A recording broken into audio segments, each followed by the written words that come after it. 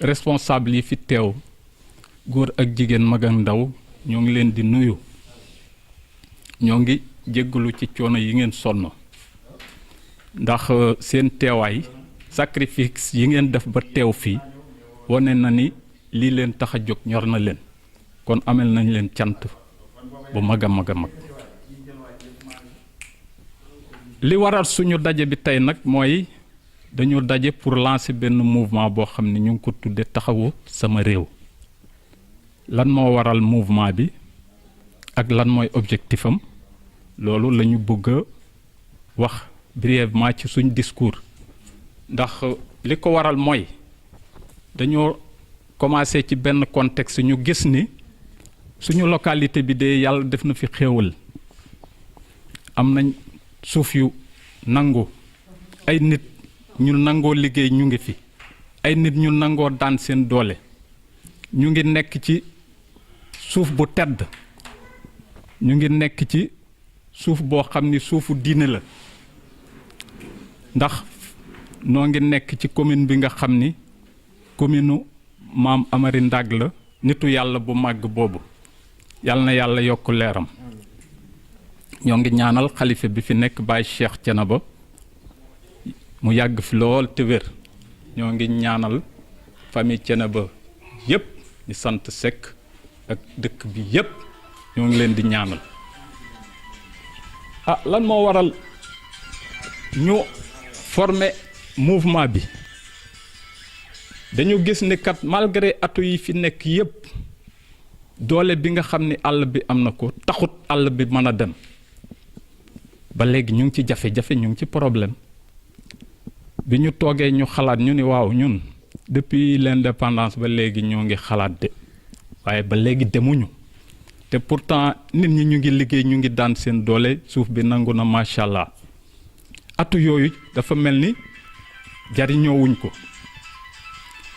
ñu constaté ni kat fii nit ñi dañu deful politique ñu ci bëri aussi gis-gis bi ñu am ci politique dëgg-dëgg boo ko seetee loolu du politique parce que ñu bëri dañuy jàpp ni politique nax nit ñi la fen ak wor alors que politique sore na ak loolu torop parce que nit ku ne jikkoom ci lay dox bi ñu xalaatee lool nag ñu ni lii daal pour ñu dindi ko il faut ñu former mouvement bi ndaxte ñàkk politique gi ñu ñàkk politique moo tax amuñu ñu ñu toogal ca fa ñuy décider amuñu fa ay nit ñu wér ñu capable ñoo xam ni dinañ mën a défendre intérêt localité bi amuñu ay représentants yu doy yoo xam ni dinañ mën a jooyal askan wi dinañ leen mën a défendre parce que ci politique rek nga ko mën a jaar moo tax ñu former mouvement bi ñu former mouvement bi pare ñu ni waaw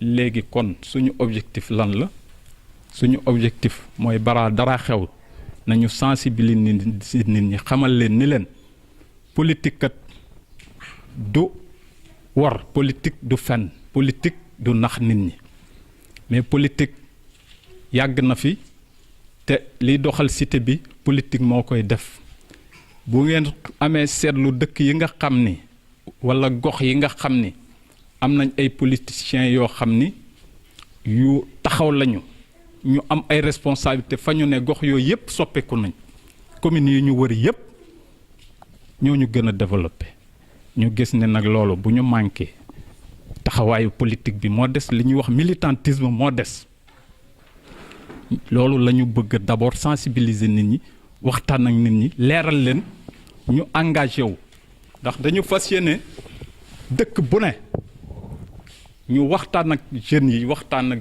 femmes yi ñu taxawal militantisme bu dëgër parce que mouvement bi li ñu bëgg mooy dëkk yépp parce que boo gisee ñu tudde ko mouvement taxawu sama réew tuddewuñ ko mouvement taxawu sama gox waaye mouvement taxawu sama réew ndax dañoo bëgg mu law ci réew mi waxuñu dëkk yi ne ci commune Thiénaba rek mais bëgg nañ sax mu law ba génn commune bi nit ñi engagé wu politiquement mën a defar seen gox waaye bëgg nañu aussi élection yi ñu participer ci nuñ ciy participer dañuy ànd ndax fi mu nekk nii gis nañ ni élection pour nga dem sans coalition lu jafe la il faut ñu am ñoo xam ne dinañ jàppoo pour mën a dem pour mën a gagner élection yi kon ñun suñ mouvement ubbil nañ ko képp koo xam ne taxaw nga pour coaliser ak ñun mouvement la boo xam ne nag bu indépendant la kenn moomuñu basé wuñu ci kenn li ñu bëgg daal mooy collaboration bu équitable ci loolu la ñuy dox dañu bëgg a participer ci élection yi am ay représentants à tous les niveaux à toutes les instances de décision maanaam bépp bërëb boo xam ni ñu ngi fay doxal ñu taxaw fa am ku ñu fa taxawal am ku fa nekkal askan wi parce que loolu mooy tax ñu mën a doléance yi ne ci jafe-jafe yi ne ci gox bi ñu man ko xam man ko yóbbu foofa man ko saafara waaye bu loolu amul de dañuy continuer di des ginnaaw te loolu moo fi manqué beneen bi ci desit dañoo fas yéene taxaw temm nag mouvement bi nekk li ñuy wax bouclier sentinelle dañu bëgg a taxaw nekk soldaaru commune bi dootuñu nangu kenn di fi doxal loo xam ni day tardel commune bi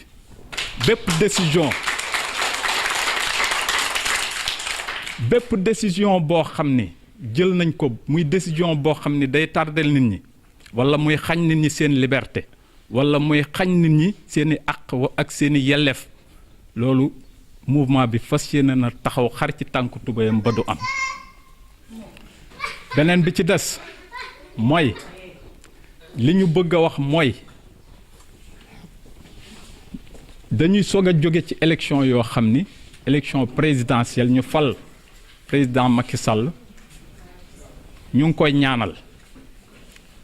koy ñaanal yàlla defal ko jàmm mu réussir mission bii mu nekk waaye bu loolu wéyee aussi ñu ngi féliciter opposition bi parce que dama wax ni élection yi amul gagnant amul perdant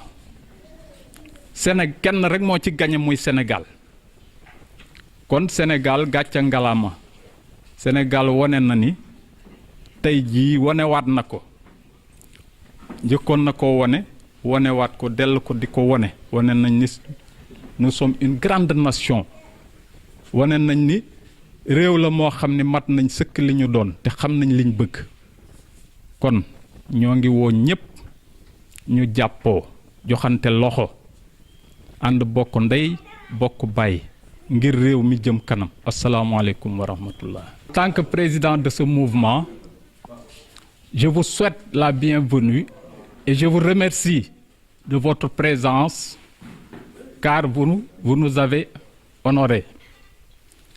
Mesdames et messieurs, aujourd'hui, nous sommes en train de faire le lancement de notre mouvement dénommé Taxawu Sama Réew.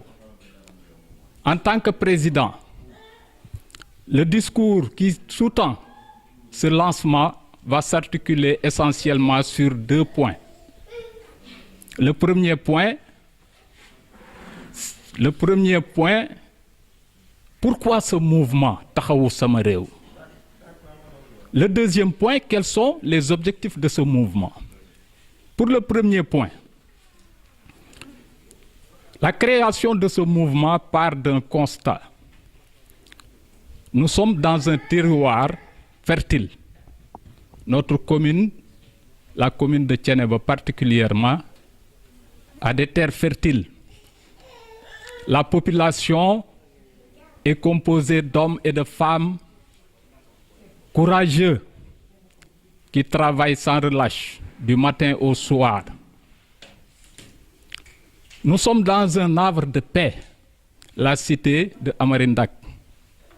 Ce grand homme de Dieu, nous prions pour lui.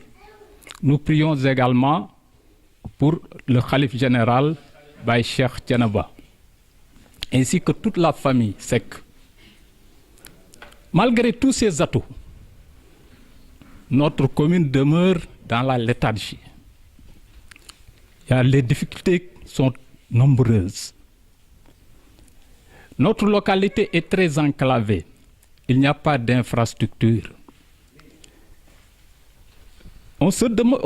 Après être réunis, on s'est demandé, mais véritablement, qu'est-ce qui s'est passé? Depuis l'indépendance, nous demeurons toujours dans la léthargie. Véritablement, il y a quelque chose. En réfléchissant, nous nous sommes rendus compte que notre vrai problème, c'est que la population qui demeure dans la commune de Thiénaba n'est pas engagée dans la politique. Cela veut dire qu'il n'y a pas de militantisme. Ce manque de militantisme nous plonge aujourd'hui dans cette situation. La majeure partie de la population ont une vision mal de la politique. Ils ont une perception mal de la politique. Certains pensent que la politique, c'est la démagogie, alors que tel n'est pas le cas. Ce manque de militantisme nous amène à cette situation, dans la mesure où nous avons constaté qu'il nous manque de représentants aux instances de décision. Nous n'avons pas, dans les instances de décision, des hommes, des femmes, des jeunes capables de porter nos doléances et de faire prévaloir nos doléances. C'est ça qui nous manque véritablement. Alors, qu'est-ce qu'il faut faire maintenant?